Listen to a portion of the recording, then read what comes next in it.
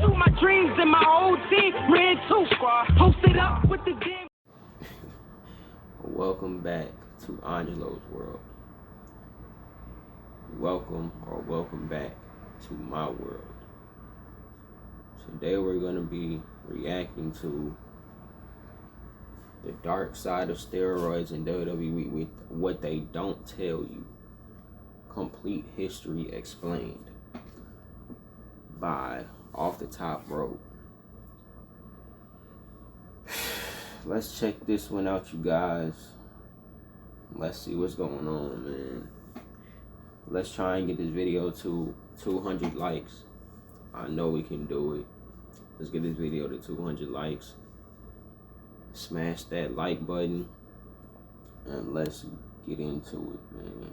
Can we try this? Yeah. It's no secret that the industry has faced allegations and controversies surrounding the use of performance-enhancing substances, including steroids. And throughout its history, sharing their personal experiences with steroids and the pressure to maintain a certain physique in this highly competitive world. So today, we will be taking a look at some of the wrestlers that have either come forward or have allegedly taken any substances. Starting the list with one of the most shocking wrestlers at the time was Hulk Hogan. Back in 1994, WWE owner Vince McMahon stood trial after the US government accused him of distributing steroids to his wrestlers. Surprising to many fans at the time, it was one of Vince McMahon's top stars that stood up in court and openly admitted to the steroids abuse within the company. Hulk Hogan testified in the 1994 federal trial that not only had he taken steroids, but he had been doing it for 14 long years.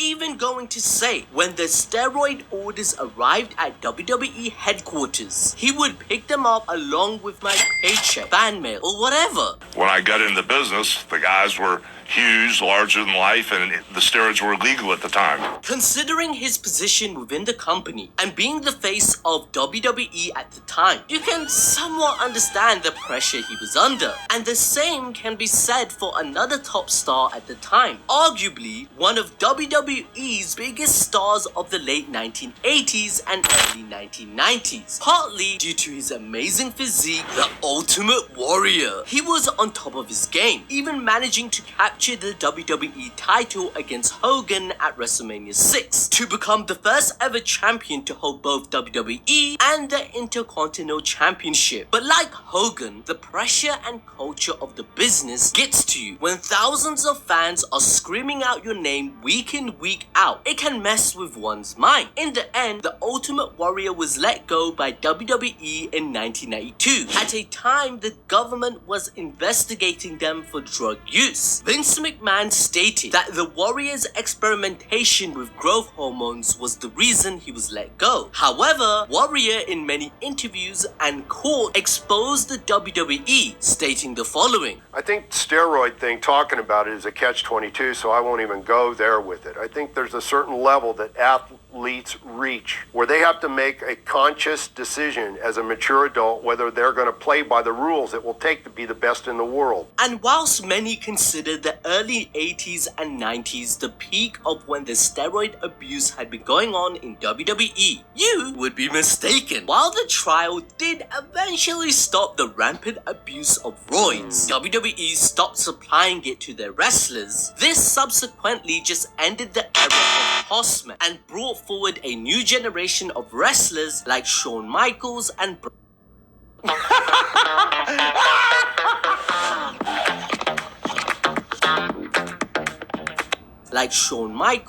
Bret Hart, who were similar but more agile and technical wrestlers. However, in an industry with larger-than-life characters, one's physique is an integral part of standing out from the crowd. You are technically correct. One such superstar who rised up the ranks very quickly was Chyna. She made her debut in WWE in February 1997 as the enforcer for the villainous stable known as D-Generation X. years. With her muscular physique and imposing presence, she quickly stood out among the other female performers at the time. Chyna's physique and ability to compete against male wrestlers set her apart and garnered attention from fans and critics alike. But many would argue her body went through two transformations whilst in WWE, one being potentially when she had been using steroids. I mean, just look at her image. The jawline is a bit of a giveaway, and like others, she started in bodybuilding very young, where PEDs are very common. The other being when Chyna wanted to soften her appearance early in her career to advance it. Chyna took time off from the WWF in 1999 to have breast enhancement surgery, a nose job, and her jaw shaven down. She wanted to come across as more feminine, which could have been one of the side effects from the roid abuse. You don't find that suspicious? Tragically, Chyna passed away due to heart problems, which are common issues with both long-time steroid users and wrestlers dying young. So whilst not proven, it could have played a part. But considering that Vince McMahon openly admitted taking the stuff, it would make it hard for others to say no. Vince McMahon admitted to steroid use in the 80s, whilst under oath during his 1994 federal trial for distributing steroids to his wrestlers. And at 77 years old, McMahon's physique far defies his age. I wish I would look like that at that age, bro. I don't even have that physique at 30 years old. So the issue with his physique was probably most prevalent in his 2002 Royal Rumble match against Ric Flair. McMahon walked out like a beast. And in comparison to the Nature Boy, considering Ric Flair was 53 and Vince was 57 at the time, it's hard not to notice the gear he may have been on. However, he has denied any steroid use ever since the trial. But with a physique like that at his age, McMahon is not fooling anyone. Similar to this was the case for The Rock. He admitted in a 2009 interview trying steroids back in college, but apparently that's when it stopped. Allegedly. You sure about that? But since his debut in 1996 as Rocky Maivia till 2001, The Rock never really had a physique worth shouting about. Sure, he looked great, but in comparison to the other wrestlers around him, he just looked average at best. But there may be one moment in his career where fans may have remembered when The Rock briefly wore a shirt and track pants back in 1999 instead of his usual black trunks and pads. While some may have thought it was part of the badass gimmick, but the truth is, The Rock had man boobs. You're gonna need surgery on your face just like you had it on your boobies. He admitted to having surgery in the 90s, a procedure sometimes called a moob job, and the shirt was just to cover up the scars as he recovered, since at the time he was on the rise. It should be noted that having gyno is a common side effect of steroids, where men experience growth in breast tissue. So considering where he is now in his career and the body he has, I don't think anybody had any doubt whether or not he may be using it. However,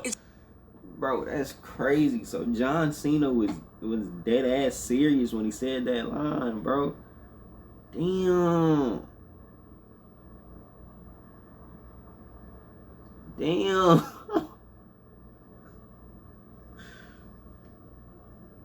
it's important to note that a wrestler's appearance isn't always telling of their PED abuse. One wrestler that may surprise many of you watching the video right now was Umaga. He had a successful stint in WWE, although he may have never captured any world title. However, he did have memorable feuds with the likes of John Cena and CM Punk, and he probably will be remembered the most for his Battle of the Billionaires match against Bobby Lashley at WrestleMania 23. But ever since Eddie Guerrero's death back in 2005 due to the substance abuse, WWE wanted to take a stricter approach to any sort of drug abuse in WWE, and they introduced the wellness policy. This subsequently ended Umaga's run due to his use of anabolic steroids and growth hormones. In 2007, he and other professional wrestlers were reported to have purchased pharmaceuticals from an online pharmacy, which violated the WWE's talent wellness program. And a second incident occurred in 2009, with a refusal to get treatment meant his release from the company. Tragically, he passed away in 2009 at the age of 36 due to a combination of heart disease and failed liver. The abuse of PEDs has been linked to heart disease and when people have an enlarged heart, which could have contributed to his heart problems, right? So another wrestler that admitted to using was Triple H. He was said to be taking medical steroids in 2002, only as prescribed by doctors to help him heal from an injury. So whilst Triple H's physique has varied over the years, it remains impressive, and rumors are to believe that he may have gone off the juice when he and Stephanie McMahon started a family, and it showed over time. The game seemed to lose mass and even started showing a bit of gut. This was around 2004 when he started up the stable evolution. It is worth noting that WWE has strict rules and testing procedures to ensure that wrestlers do not abuse performance enhancing drugs. However, former WWE stars Ryback and Scott Steiner both claim favoritism due to his family link, stating Triple H has never even had to do a drug test. Scott Steiner went on to say the following: "We really want you, but we want you to take a drug test." And it's like, that was basically my you know, like, yeah, tell that motherfucker picked up a little bit and we'll go down together. Cause I know that motherfucker had, you know, juice in his gills, man. Whilst Ryback mentioned that Hunter's whole career has been made on steroids. Without them, he doesn't exist in pro wrestling. I can't say if he's ever been tested or not, but I wouldn't be surprised if he never was. Hunter's whole career's been made on steroids. I grew up watching the guy. Without them, he doesn't exist in pro wrestling. So it's very biased with what they do there and all that, but the policy in itself is, I love it. I wish they had the strictest drug testing in all of wrestling. Triple H's nutritionist also kinda admitted that he's probably taking small amounts of steroids, but notes that Triple H has never failed a drug test. Guys, girls, do what you want with that information, right? But speaking of Ryback, known as the big guy, Ryback was a popular WWE star in the 2010s. He embodied the classic image of a wrestler, a massive, muscular powerhouse. Despite his imposing physique, he never really connected with the fans, and you can argue there was a brief moment where he was starting to connect with the fans with his, and whilst WWE did try their best to get him there by making him feud with CM Punk, this ultimately led to his downfall. Considering his position within the WWE at the time and him being very green, mistakes were bound to happen. This led to CM Punk to have a deep-hated passion for the big guy, which led CM Punk to mockingly call him steroid guy, and he's very...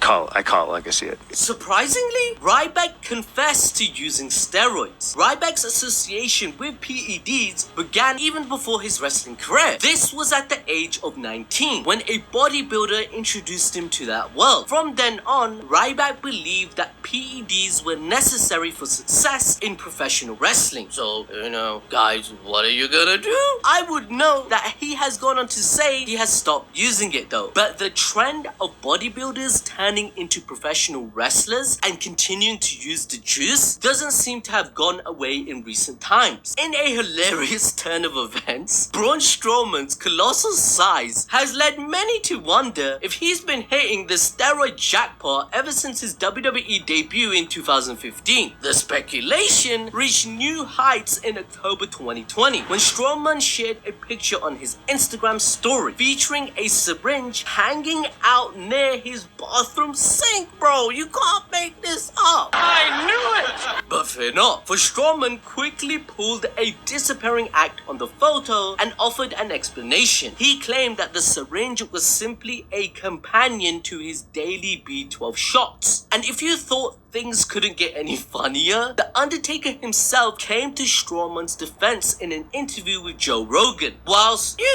admitting to his own steroid use. The dead man declared that Strowman's muscles are all natural. Talk about a twist in the wrestling world, guy.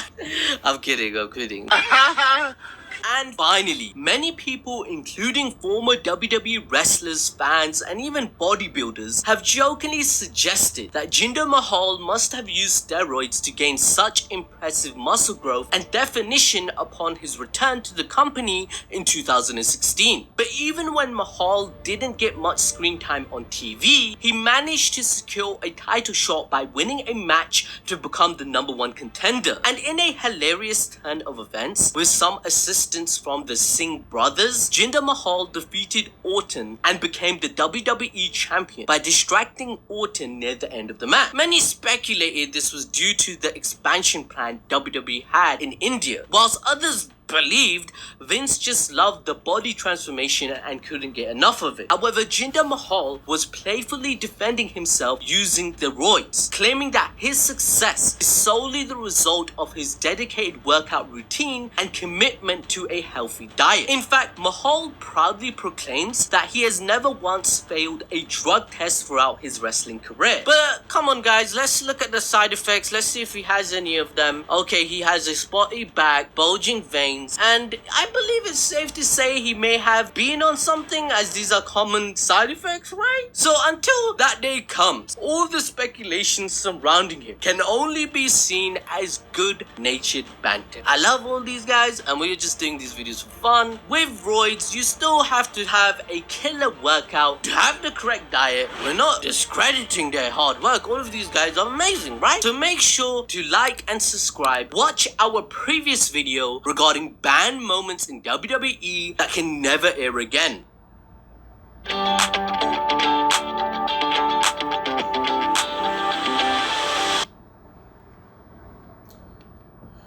Alright, y'all, that's the story behind steroids and WWE, man. That shit's crazy, bro. Vince. You got Vince, John, Triple. God damn, bro. That shit's crazy. If you guys enjoyed this video, smash that like button. Let's get 200 likes on this video. I know we can do it. I got faith in you guys. Let's hit 200 likes in this video. Comment down below what you guys thought of this video, and did you guys know that they were using steroids, like how they were, and what other videos you guys would like to see. And also smash that subscribe button, and don't forget when you hit that subscribe button to turn on that post notification bell so you don't miss any other videos. I'll see you guys in the next video. I'm out. Peace.